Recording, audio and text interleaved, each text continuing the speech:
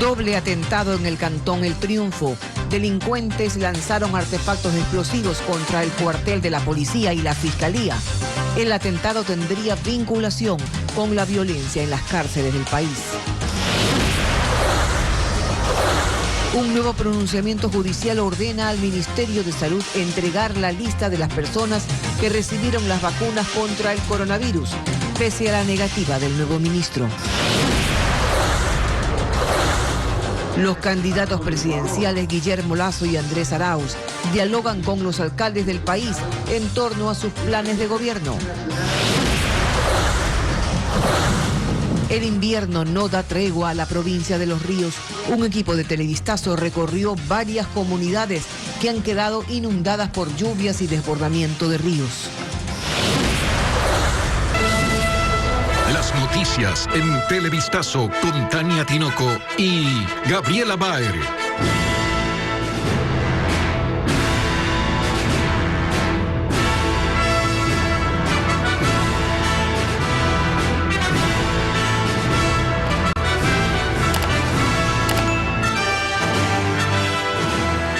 Buenas tardes, amigos televidentes. Un equipo policial de investigación busca determinar qué grupo criminal es el responsable de detonar dos artefactos explosivos en las instalaciones de la Fiscalía y de una unidad policial en el cantón El Triunfo, en Guayas. Hola, Gaby.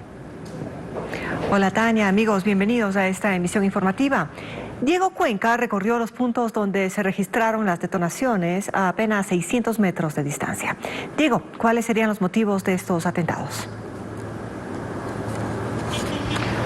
Sí, buenas tardes. Una de las hipótesis que maneja la policía es que estos dos atentados estarían relacionados con las disputas de las bandas criminales dentro de las cárceles del país. Pero además sospechan de que las organizaciones delictivas querían evitar ciertas audiencias o diligencias por parte de la Fiscalía. Pero en el siguiente reportaje le describimos los daños que dejaron las dos explosiones que ocurrieron ese miércoles. La alerta se registró durante la madrugada en el destacamento de la policía del cantón El Triunfo, cuando una fuerte explosión destruyó parte del inmueble. Los rastros de la detonación quedaron en el piso, justo al ingreso de esas instalaciones, que ahora lucen con los vidrios rotos. Pero no fue el único atentado. La primera explosión ocurrió a la 1:25 de esa madrugada, cuando los delincuentes lanzaron el artefacto explosivo justo en esta unidad policial. Luego los criminales avanzaron 600 metros más adelante, hasta llegar aquí, para colocar un segundo artefacto explosivo en la puerta de la Fiscalía del Cantón El Triunfo. Y a las 2:50 de la madrugada ocurrió la segunda explosión en ese lugar. Las oficinas donde trabajan los fiscales quedaron destruidas. Los vidrios de las puertas y ventanas estaban regados en el piso. Sin embargo, la atención continúa y la fiscal provincial del Guayas analiza los delitos. Son diferentes causas, podría ser un acto de terrorismo, sí, podría ser intimidación, pero estamos investigando, estamos levantando los indicios. La policía dice que usaron explosivos de fabricación peruana, empleados en las minerías, por lo que ya tienen las primeras sospechas. Nosotros creemos que hay la posibilidad de que esté ligado al tema de las cárceles. Indiscutiblemente hay líderes de organizaciones que controlan territorios y en ese sentido nuestras unidades especiales, estoy seguro y convencido, van a trabajar. En los atentados, un agente que estaba de guardia en el cuartel de la policía resultó herido. Así lo confirmó el ministro de Gobierno, Gabriel Martínez. El policía, cuando vio el humo, sale y obviamente esto explosiona y ahí es que sufre estas heridas. Afortunadamente, dos personas que se encontraban privadas de la libertad no se fugaron, no se escaparon. Ahora los agentes analizan los videos de las cámaras de seguridad para seguir las pistas de los criminales que intentan amedrentar a los operadores de justicia. Por ahora, la policía continúa con los trabajos de inteligencia para luego ejecutar varios operativos para desarticular a estas bandas criminales responsables de estos dos atentados. Este es el informe. Seguimos con ustedes en estudios. Buenas tardes. Gracias, era Diego Cuenca reportándonos estas novedades en El Triunfo. Pero no es la primera vez que la policía de El Triunfo es blanco de un ataque. En el 2015, el comando policial sufrió un atentado cuando sujetos a bordo de una motocicleta dispararon contra el destacamento y varios vehículos policiales. 3 años después, en septiembre de 2018, se registró otro atentado con una granada en el mismo cuartel policial. Aquella explosión ocasionó daños en 9 vehículos y no dejó heridos. Vamos con otros temas. En una nueva acción judicial se ordena al Ministerio de Salud que en 5 días entregue la lista de vacunados de la fase 0. El nuevo ministro de Salud, Rodolfo Farfán, dice que él no puede hacer pública la lista, pero que la entregará a los jueces que así lo ordenen. Nos informa Jacqueline Rodas. La lista de personas que se beneficiaron con el primer lote de vacunas que llegó al país sigue siendo un misterio. El nuevo ministro de Salud, Rodolfo Farfán, dice que él no puede hacerla pública. Como una premisa, como un axioma, la confidencialidad de la historia clínica del paciente es algo que no se puede divulgar. Sin embargo, varios jueces han aceptado acciones de acceso a la información y corren los plazos para que se entregue la lista de vacunados de la fase 0. Además, este martes se aceptó otra acción presentada por el Observatorio de Derechos y Justicia que le da 5 días para hacerlo. La única manera de satisfacer el interés público de saber si las vacunas se están administrando bien es conocer la lista, que parecería estar regida más bien por criterios de preferencia personal de las autoridades y no criterios de quién en realidad necesita vacunarse primero. La jueza Nancy Altamirano ordena al Ministerio de Salud que entregue la lista de vacunados con nombre y apellido, la provincia de residencia, su edad y el centro de salud o geriátrico en el que se aplicó, el plan de vacunación de las primeras 8.000 dosis y si se aplicó algún mecanismo para evitar la sustracción o desvío de las vacunas. La directora del observatorio recalca que la lista de vacunados no es confidencial. Esa discusión se zanja cuando no 1, sino 3 jueces constitucionales conceden la información. Conocer si una persona ha recibido una vacuna a esa persona no le genera ningún tipo de perjuicio, no constituye una injerencia arbitraria en su vida privada, no le genera ningún tipo de estigmatización. El ministro asegura que atenderá las disposiciones de los jueces. A medida que vayan llegando las peticiones judiciales competentes, nosotros iremos acatando las mismas. También informó que ya entregó la lista a la Fiscalía dentro de la investigación previa abierta en contra del exministro Juan Carlos Ceballos, pero el caso está en etapa reservada. Pfizer y AstraZeneca señalan que su compromiso de venta o distribución de vacunas contra el COVID-19 es con los gobiernos nacionales. Ambas farmacéuticas emitieron cartas expresando su posición ante información de que municipios o sectores privados buscan adquirir las vacunas.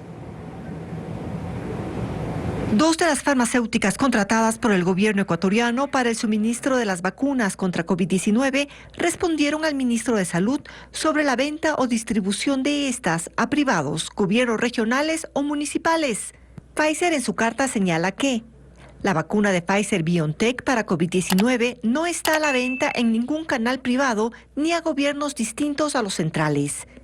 Se suministrará exclusivamente conforme al plan establecido por el gobierno central del Ecuador. La posición de AstraZeneca es similar, cumplir los compromisos con los gobiernos y las organizaciones de salud internacionales. Por lo tanto, actualmente no hay suministro, venta o distribución de la vacuna para el sector privado. Si alguien ofrece vacunas privadas, es probable se trate de falsificaciones. El alcalde de Cuenca, Pedro Palacios, indicó que seguirán insistiendo con otros laboratorios y pide al gobierno que amplíe el campo de ofertas para que otras vacunas sean validadas por la Agencia de Control y Regulación ARCSA.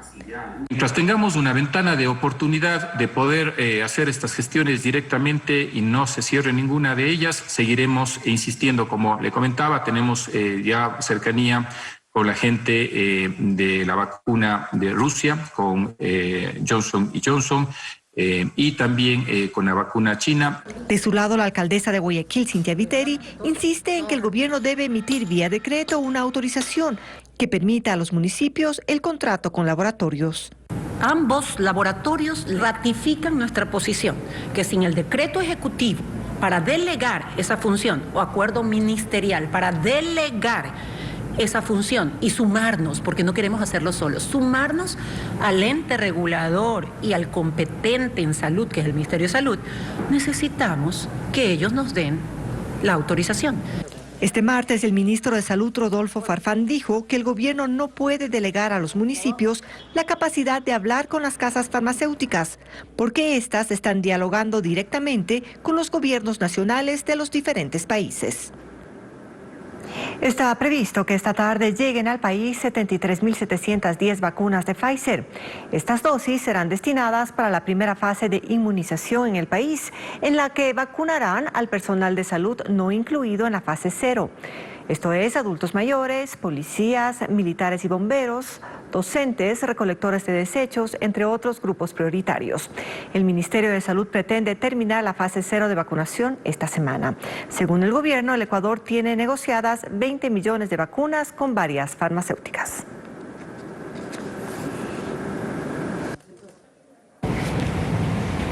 Alcaldes del país se reúnen con los candidatos a la presidencia. En la cita trataron sobre los planes de gobierno y la relación con los municipios. Patricio Díaz cubre el encuentro.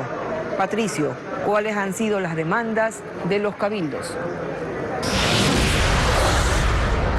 ¿Qué tal, Tania? Amigos televidentes, muy buenas tardes. Bueno, las demandas tienen que ver principalmente con la deuda que mantiene el Estado con los municipios del país y por eso, entre otras razones, la reunión de los dos candidatos que estarían en la segunda vuelta electoral con el Consejo Ampliado de la Asociación de Municipalidades, es decir, con los alcaldes de todo el país. Ellos han pedido, por ejemplo, temas de servicios básicos y temas también de riego y agricultura. El primero en llegar fue el candidato Guillermo Lasso. Él llegó cerca de las 9 de la mañana, expuso ahí sus criterios respecto de lo que le corresponde al Estado, al gobierno, en cuanto a las municipalidades. Él además insistió en que se trabajará en coordinación para temas como seguridad y también otras necesidades de los cabildos. Luego, cerca de las 11 de la mañana, llegó el candidato Andrés Arauz. Él también fue consultado sobre esos temas, sobre los temas que corresponden a seguridad y a la deuda del Estado con los municipios, y él insistió en que cumplirá con todo lo que corresponde la ley.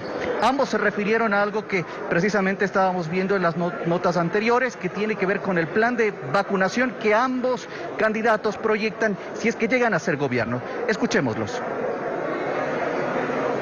Vacunar a mínimo 9 millones de ecuatorianos en los 100 primeros días de gobierno. El Ministerio de Salud Pública y el Instituto Ecuatoriano de Seguridad Social en conjunto cuentan con aproximadamente 2.100 centros de salud. Podrán vacunar a un promedio de 43 personas por día, lo que equivale aproximadamente a 5 personas por hora, a 12 minutos de proceso de vacunación, lo cual es suficiente tiempo. Afortunadamente, nosotros tenemos excelentes relaciones a nivel internacional con distintos países que a través de sus institucionalidades públicas y a través de proveedores privados están produciendo la vacuna en grandes cantidades.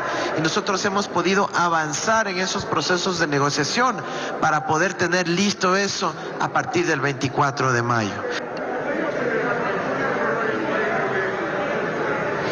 Como les decíamos, una de las principales preocupaciones de los alcaldes es la deuda que mantiene el gobierno con las municipalidades, algo más de 1.000 millones que corresponderían a esa deuda y 150 millones que corresponden a la devolución del IVA. Ambos candidatos se refirieron a ello, dijeron que cumplirán con esa obligación, pero cada uno de una forma diferente. Escuchémoslos. Los primeros 30 días de gobierno. Como candidato a la presidencia de la República, yo ya he tomado contacto con los organismos multilaterales de crédito. Nuestra propuesta, transparencia y mecanismos de pago automático para las asignaciones presupuestarias. Que todos los meses, dentro de un plazo máximo de 10 días del mes, automáticamente se debite la cuenta del Tesoro Nacional y se transfiera a las distintas cuentas de los gobiernos autónomos descentralizados. De que apenas lleguemos al gobierno, cumpliremos con hasta 400 millones de dólares en el primer mes de nuestro gobierno en las transferencias adeudadas a los gobiernos autónomos descentralizados. Ese será el primer desembolso.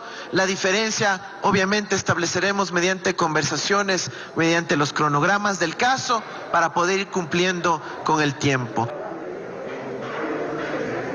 Los alcaldes se mantienen reunidos y vigilantes. Dicen de que el actual gobierno, en cambio, cumpla con los compromisos que tiene con las municipalidades, pues las necesidades son urgentes, aseguran. Es la información que les tenemos desde este consejo ampliado de la AME, que se reunió con los dos candidatos presidenciales que estarían en la segunda vuelta electoral. Gaby. Muchas gracias, Patricio, por ese informe. Ahora les contamos que el candidato presidencial Yacu Pérez fue citado a la Fiscalía para que rinda su versión dentro de la denuncia que planteó por supuesto fraude electoral. La entidad abrió una investigación y al momento recaba varios testimonios. Al término de la comparecencia, Pérez se refirió al tema. Escuchemos. Pues aquí en la Fiscalía van a realizar una investigación como tiene que realizar, y nuestro objetivo es que se dé con el cuerpo del delito que está escondido, 1, en las ánforas, 2, en la elaboración de las actas, 3, en el escaneo y 4, en el sistema informático a través de la manipulación de los algoritmos.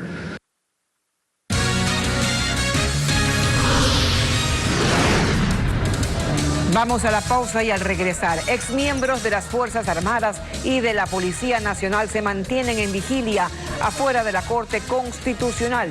Esperan la resolución sobre las reformas a la Ley de Seguridad Social.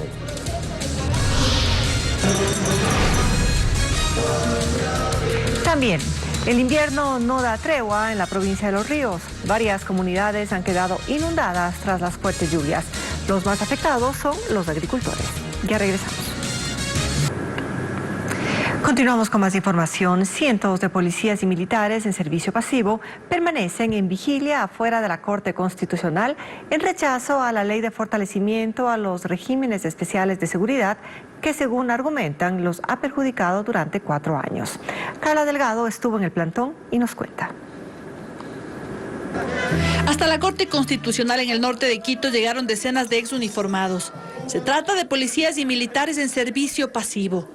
Ellos esperan un pronunciamiento de este organismo, luego de que interpusieron una demanda de inconstitucionalidad a la ley de fortalecimiento de regímenes especiales, que según afirman, ha causado una grave crisis de sostenibilidad y falta de liquidez al ISFA e ISPOL. Se establecieron 2 regímenes especiales, unos los que nos jubilamos a partir del 2009-2010, y otras personas, las que están actualmente en funciones, que tienen un sistema de aporte diferente. Mario Segovia, representante del Frente de Defensa de la Seguridad Social de la Fuerza Pública, asegura que por esta norma el Instituto de Seguridad Social de la Policía estaría al borde de la quiebra. Como consecuencia de ello, el ISPOL está en terapia intensiva. 900 millones manejados políticamente por corruptos. La ley dispuso, entre otras cosas, la reducción del aporte de los uniformados, provocando que, por ejemplo, el Estado ya no contribuya con el 26%, sino con el 9.15%, entre otros cambios que afirman han sido nocivos. No ha habido atención médica oportuna, no tenemos préstamos, la plata se han llevado. Esperan un pronunciamiento favorable de la Corte y que toda la ley sea declarada como inconstitucional. Esta mañana, decenas de conductores de Taxi Ruta de Durán protestaron y bloquearon la avenida Pedro Menéndez Gilbert en el norte de Guayaquil. Rechazaron así los operativos de control de la Autoridad de Tránsito Municipal, luego de que se suspendieran sus recorridos entre ambos cantones. Los choferes atribuyen esta decisión a que la autoridad intenta que los usuarios utilicen solo la aerovía Sin embargo, la ATM niega esta versión e indica que este tipo de actividades es ilegal. Para esta tarde está prevista una reunión entre la ATM y delegados de las cooperativas de la taxirruta. En los ríos, en lo que va de la época invernal, las precipitaciones han provocado desbordamientos de ríos, esteros, roturas de muros y eso ha dejado como resultado amplias zonas agrícolas afectadas en el territorio fluminense. Nuestro corresponsal Marlon Melo con los daños generados por el invierno. En el recinto Jorge Manuel Marún, perteneciente al cantón Pueblo Viejo, encontramos al agricultor Santos Vera, preocupado porque sigue lloviendo. El problema es que nosotros, como le digo, estamos sufriendo porque aquí esto más antes sí negaba, pero hasta allá nomás no subía así. Según información proporcionada por el Ministerio de Agricultura, en 5 cantones de la provincia de Los Ríos se cuantifica 1.379 hectáreas de cultivos afectadas entre maíz, cacao, banano y arroz.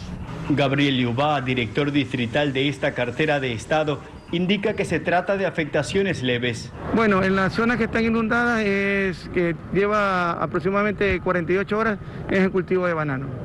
Son las afectaciones que hay, pero felizmente con la adecuación de los canales que tienen está evacuándose el agua y una planta que puede resistir. Entonces... En este mismo cantón fluminense, la época lluviosa también mantiene a familias incomunicadas con sus casas rodeadas de agua y caminos vecinales totalmente anegados. Habitantes como Lupita Nivela deben viajar en canoa por media hora para llegar a su hogar. Todos los días, si mi gente salen a trabajar o llega alguien, hay que venir a cruzar en el camino, porque eso es hondo, da por aquí, por aquí. Carmen Requero, jefa de gestión de riesgos municipal, expone que en esta jurisdicción ya registran unas 400 familias afectadas en 15 sectores. Hay viviendas afectadas, anegadas con agua adentro, donde hay pérdida de enseres y también afectación en la salud. De acuerdo al último reporte del Servicio Nacional de Gestión de Riesgos, en todo el territorio fluminense son 4.600 personas afectadas y 1.489 viviendas con daños. Una delegación del municipio de Guayaquil viajará a Estados Unidos para reunirse con expertos y técnicos en prevención de inundaciones y así buscar alternativas que se puedan aplicar en la ciudad. William Young nos informa que se reunieron delegados de las entidades de riesgo cantonal para activar el plan de contingencia ante la advertencia de que este invierno en el puerto principal será muy intenso. Activaron el plan de contingencia luego de que Guayaquil soportó este lunes la lluvia más intensa del año que provocó inundaciones en gran parte de la ciudad. Y aunque el nivel del agua bajó, el problema no está resuelto, por lo que la ciudad podría atravesar algo similar en los próximos días. Y no se descarta la posibilidad de que se presente otro evento de iguales características en lo que resta del mes de marzo. Evitar que Guayaquil se inunde es una meta que no se alcanzará a corto plazo, por lo que las autoridades buscan alternativas, incluso copiar soluciones aplicadas en otros países. Gustavo Zúñiga, que lidera el COE cantonal, confirmó la creación de una comitiva municipal que se encargará de recorrer Estados Unidos para reunirse con expertos. A examinar, profundizar, ver estas experiencias de ciudades como la nuestra, como efectivamente lo acaba de decir usted, que han logrado establecer soluciones definitivas. Otro de los cuestionamientos apunta a una actualización del sistema de desfogue de aguas en los puntos más críticos de la urbe. Ilfin Florsheim, vocera de Interagua, reconoció que ese es un problema, pero tratan de resolverlo. Se van a ejecutar rápidamente trabajos en algunos puntos de la ciudad para mejorar el sistema de drenaje y ya existe un proyecto mucho más amplio que estamos buscando el financiamiento conjuntamente con EMAPAC y el municipio para hacer una ampliación de ductos y colectores de aguas lluvias. Por su parte, el Instituto Oceanográfico de la Armada advirtió que este fin de mes en Guayaquil tendremos niveles máximos de aguaje. Un hombre fue asesinado con varios disparos cerca de un centro comercial del sur de Quito. La policía investiga esta muerte violenta que se presume estaría relacionada con bandas delictivas, como nos informa Carlos Luis Carrillo. El sonido de los disparos alertó a los comerciantes del sector de Quitumbe la tarde de este martes. Un hombre había sido asesinado sobre la avenida Morán Valverde. Le cogen y le disparan como locos. Y el joven alzaba la manito y le disparan en la espalda para que ya no se levante. Agentes de la Unidad de Muertes Violentas de la DINASED llegaron al lugar y confirmaron que la víctima era un hombre de 33 años, identificado como Ramón S., quien estaba acompañado por su pareja a la hora del crimen. El sujeto recibió 3 disparos. Los asesinos viajaban a bordo de un vehículo. Se habían bajado de una camioneta, 2 personas de tez trigueña, y pues estos proceden a disparar 5 tiros aproximadamente, de los cuales impactan 2 en la espalda y 1 en la cabeza. El fallecido, según la policía, registra antecedentes penales y se cree que sería parte de los Latin King. Tiene un antecedente por robo de las primeras diligencias y otro proceso por asesinato. Quienes transitaban por el sector aseguran que esta clase de eventos vuelve insegura a la capital. Quito se ha vuelto algo terrible ya. Ya no se puede confiar en nada, no hay cómo caminar. La policía logró retener a 2 personas, entre ellas la pareja sentimental de la víctima. El cuerpo fue llevado al Departamento de Medicina Legal de la policía para continuar con las indagaciones. Y en el cantón Daule anoche se reportó un crimen bajo la modalidad de sicariato. La víctima fue un chofer de tricimoto al que asesinaron mientras esperaba a un pasajero. La policía cree que se trataría de una confusión. Sorprendidas quedaron varias personas en el cantón Daule mientras observaban correr a un hombre que era perseguido por 3 sujetos armados, quienes le dispararon en varias ocasiones. El hecho ocurrió sobre el parterre de la avenida Vicente Piedrahíta. Un ciudadano quien se habría encontrado en un puesto de comidas de este sector había recibido o había llegado 3 ciudadanos en una moto lineal, habían conversado unos minutos, inmediatamente sale corriendo y le realizan varios disparos por la espalda que le causan la muerte casi instantánea. El fallecido no tiene antecedentes penales. Trabajaba conduciendo una tricimoto y al momento del crimen esperaba a un pasajero. Según la policía, los sicarios habrían confundido a su víctima, tal como lo describió el coronel Iván Molina. Estamos verificando cuál es la motivación, toda vez que el ciudadano, al parecer por sus características físicas, podría ser confundido con otra persona. Personal de criminalística encontró 6 restos de bala alrededor del cuerpo. Con las características descritas por los testigos, la policía busca a los 3 implicados en este asesinato. Momentos antes fuimos alertados sobre la presencia de una moto lineal con 3 ocupantes a la cual estábamos buscando. Y mientras realizábamos este trabajo, se presenta este evento. Familiares de la víctima lamentaban lo sucedido, mientras el cadáver era trasladado a la morgue de Daule. Se ultiman detalles para las elecciones de nuevas autoridades en la Universidad Estatal de Guayaquil.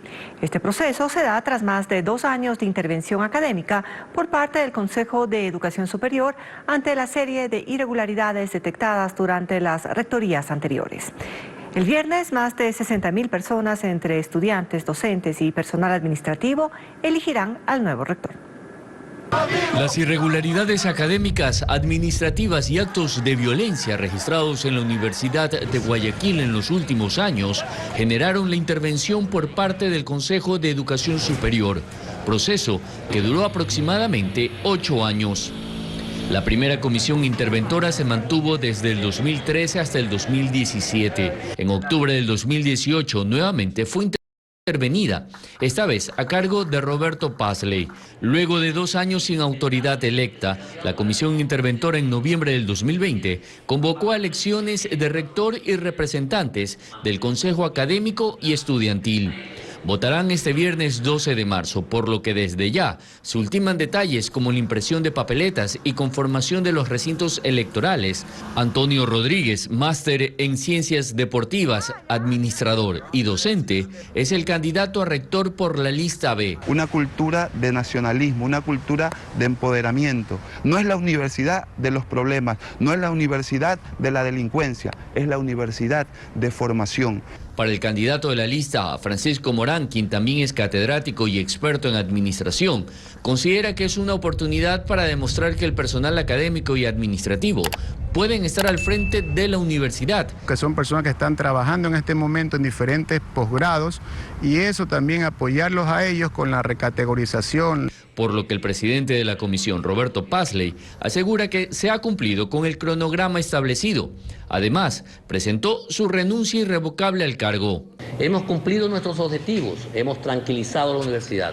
Montserrat Bustamante, miembro académico de la comisión interventora y vicerrectora, quedará a cargo de la universidad. Estamos finalizando, Tania. Así es, habrá más información en Televistazo Estelar, como siempre, a las 19 horas. Un abrazo.